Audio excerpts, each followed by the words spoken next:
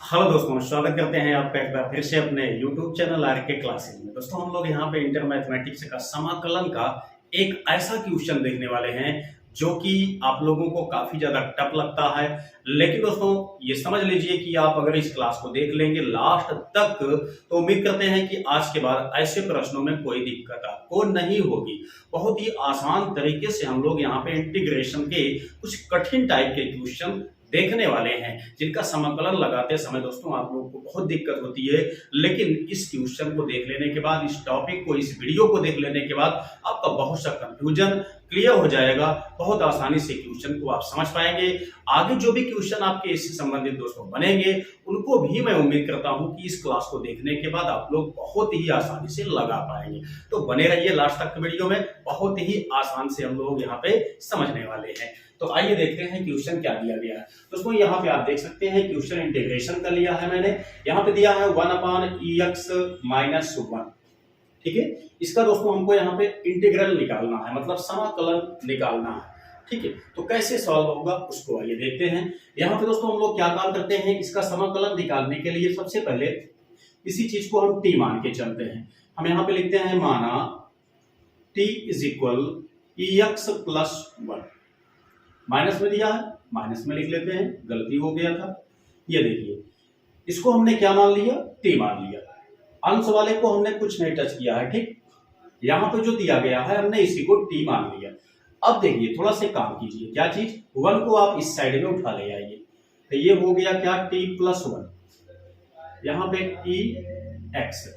इतना होने के बाद अब आपका काम यहां से क्या होता है, हम जानते हैं कि जो चीज को हम यहाँ पे मानते हैं उसका अवकलन किया जाता है। ठीक है, अब देखिए क्या काम करते हैं, दोनों पक्षों का हम यहाँ पे अवकलन कर देते हैं। ध्यान देना है आपको, जब भी आप समाकलन को सॉल्व करते हैं, समाकलन में जो भी हम मानते हैं, मानने के बाद हमेशा उसका अवकलन ही किया जाता है।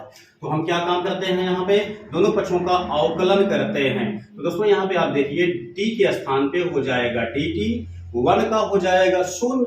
यहाँ पे जो आपका ex है, ex का ex ही होगा, लेकिन बगल में आपका dx आ जाएगा। ठीक है, ex का समाकलन, ex का अवकलन दोनों ex से ही होता है। तो अब हम क्या काम करते हैं, इसको उठा ले आते हैं इस पक्ष में। तो देखिए dx आपका बचेगा, इसको उठा ले आएंगे, तो यहाँ पे देखिए 1/ex हो जाएगा, ये हो गया क्या चीज, dt हो गया। अब एक बात को आप समझिए थोड़ा से, हम क्या काम करते हैं, ex के स्थान पे थोड़ा से ध्यान देते हैं, ex के स्थान पे t+1 हमको लेके चलना पड़ेगा।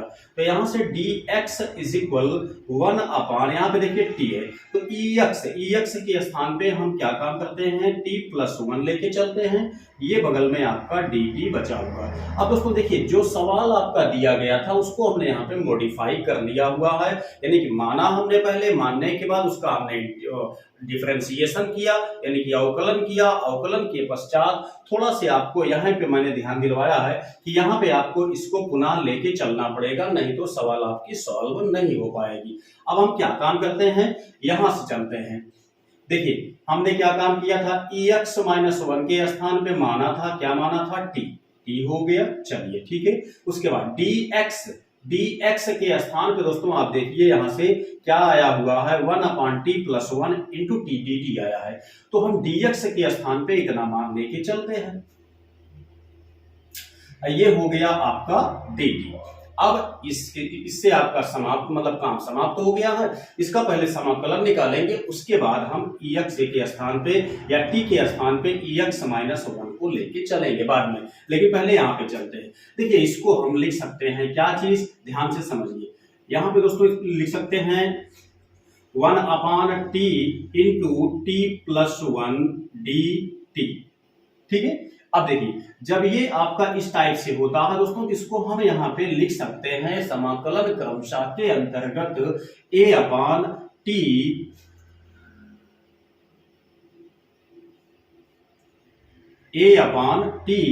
dt प्लस, देखिए इसको लिख सकते हैं क्या चीज, b/t+1, ये हो गया dt।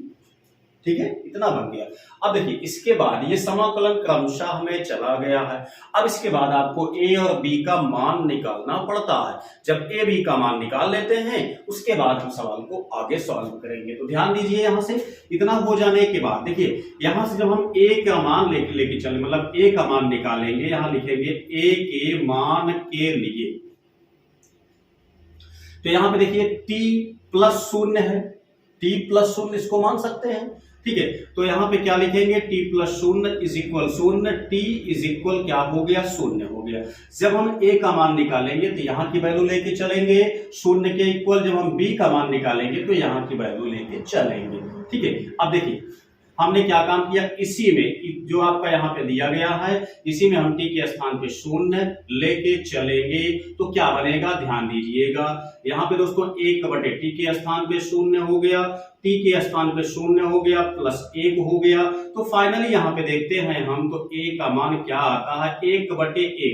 देखिए यहाँ पे 0 मल्टीप्लाई में आपका है, इससे आपको टेंशन नहीं लेना है, नहीं तो कहेंगे कि सब 0 हो जाना चाहिए, 0 नहीं होगा, ठीक है। तो a की वैल्यू कितना आ गई, 1 आ गई। तो हम देखते हैं a की वैल्यू 1 आ गई। जब हम b की वैल्यू निकालेंगे तो b के मान के लिए लेके चलेंगे, तो क्या लेके चलेंगे, यहाँ पे देखिए t प्लस 1 इज इक्वल 0 लेके चलेंगे, ये वाला मान लेके चलेंगे। तो यहां से निकालेंगे t इज इक्वल -1 आ जाएगा। इसी t का मान जो है हमको पुनः इस पे पुटअप करना पड़ेगा। तो यहां से क्या हो जाएगा, 1/t के स्थान पे लिखेंगे -1, यहाँ पे लिखेंगे -1 प्लस 1। तो यहाँ पे आप देखिए ये वाला वैल्यू आपका 0 हो गया, तो यहाँ पे 1/-1 बचा, यानी कि हम कह सकते हैं यहाँ से कि b की जो वैल्यू है वो -1 आई हुई है। तो आपके पास यहाँ पे देखिए a का मान जो है वो 1 आया है, b का मान जो है -1 आया है। तो यहीं पे सारे मान को पुटअप कर दीजिए। a के स्थान पे 1 लिखेंगे अपॉन t dt, माइनस में चलेगा, b के स्थान पे -1, तो माइनस तो हमने यहाँ पे लिख ही दिया है, बचा क्या है, 1 बचा है। तो 1/t plus 1 into D T.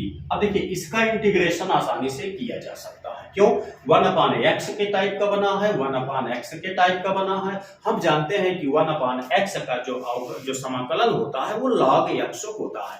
तो यहाँ पे देखते हैं तो क्या बना, यहाँ पे बना log t माइनस, यहाँ पे क्या बनेगा, log t प्लस 1, प्लस हम लोग जानते हैं c को कनेक्ट किया जाता है।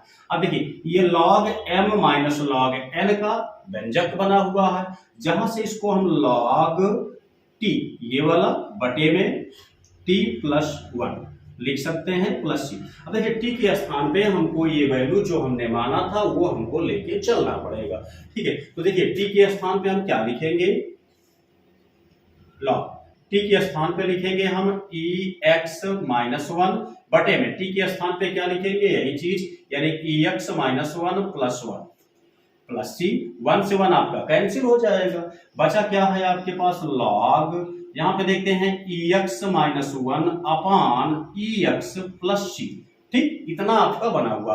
अब देखिए इसी को आप चाहें तो आंसर के लिए छोड़ दीजिए, कोई दिक्कत नहीं है, नहीं तो दोस्तों इसको आगे ले जाने के लिए ex से इसमें अलग अलग भाग दे सकते हैं, ठीक है।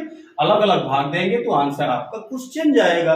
चेंज क्या आएगा, माइनस ई घाते माइनस ई एक्स आएगा, ठीक है। ई घाते देखिए माइनस ई घाते माइनस ई एक्स आपका आएगा।